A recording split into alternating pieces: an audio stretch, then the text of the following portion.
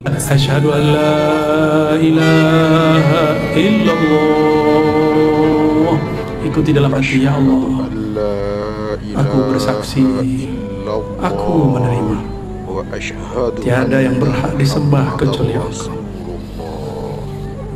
Dalam sebuah video shorts yang kini tengah viral di media sosial, aktivis perempuan Lily J mengkritisi kebijakan Amerika Serikat yang masih lemah dalam hal melindungi hak-hak perempuan. Khususnya soal pernikahan paksa, Lily menyoroti betapa kontrasnya pendekatan Islam terhadap hak perempuan dalam pernikahan dengan apa yang terjadi di negara-negara barat, seperti Amerika. Did you know that Islam was the first to give women the right to choose who they marry? Meanwhile, in the USA, forcing women in marriage is still not seen as a crime.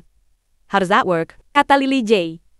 Dalam video tersebut, pernyataan ini bukan sekadar pendapat pribadi, melainkan sebuah kritik tajam terhadap ketidakkonsistenan dalam kebijakan perlindungan hak perempuan di Amerika Serikat. Islam, sejak lebih dari 1.400 tahun yang lalu, telah menegaskan bahwa perempuan berhak untuk memberikan persetujuan dalam pernikahan mereka. Dalam ajaran Islam, jika perempuan tidak menyetujui pernikahan, maka akad nikah tersebut dianggap tidak sah. Bahkan, Nabi Muhammad SAW pernah membatalkan pernikahan yang dipaksakan kepada seorang perempuan, menegaskan bahwa persetujuan perempuan adalah syarat mutlak dalam sebuah pernikahan yang sah. Sementara itu, di Amerika Serikat, negara yang mengklaim diri sebagai pelopor hak asasi manusia, belum ada undang-undang federal yang secara tegas mengkriminalisasi pernikahan paksa. Meskipun beberapa negara bagian di AS mulai menangani kasus pernikahan paksa sebagai kekerasan dalam rumah tangga, pada kenyataannya masih banyak kasus yang tidak mendapat perhatian serius. Perempuan yang terpaksa menikah seringkali terjebak dalam situasi hukum yang ambigu, di mana kejahatan tersebut tidak dipandang sebagai pelanggaran yang jelas. Keadaan ini menjadi semakin ironis ketika kita menyadari bahwa Islam yang lahir lebih dari 1.000 tahun yang lalu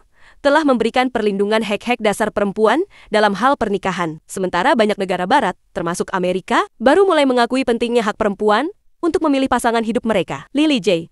dalam kritiknya, mempertanyakan bagaimana sebuah negara yang dianggap maju dan mengedepankan kebebasan masih memperbolehkan pernikahan paksa terjadi tanpa adanya tindakan tegas dari hukum. Gimana bisa begitu? Tanya Lily dengan nada mengecam. Ungkapan ini semakin membuka mata publik tentang ketidakseimbangan antara klaim kebebasan yang dijunjung tinggi di negara-negara barat dengan kenyataan bahwa hak dasar perempuan seperti hak untuk memilih pasangan masih sering diabaikan. Kritik Lily J ini memberikan kesempatan untuk merenungkan kembali bagaimana kita sebagai masyarakat global memandang hak perempuan. Di tengah klaim kemajuan dan kebebasan yang dibanggakan, adakah nilai-nilai yang benar-benar dipegang teguh untuk melindungi hak-hak perempuan di seluruh dunia? Wallahu alam bisawab.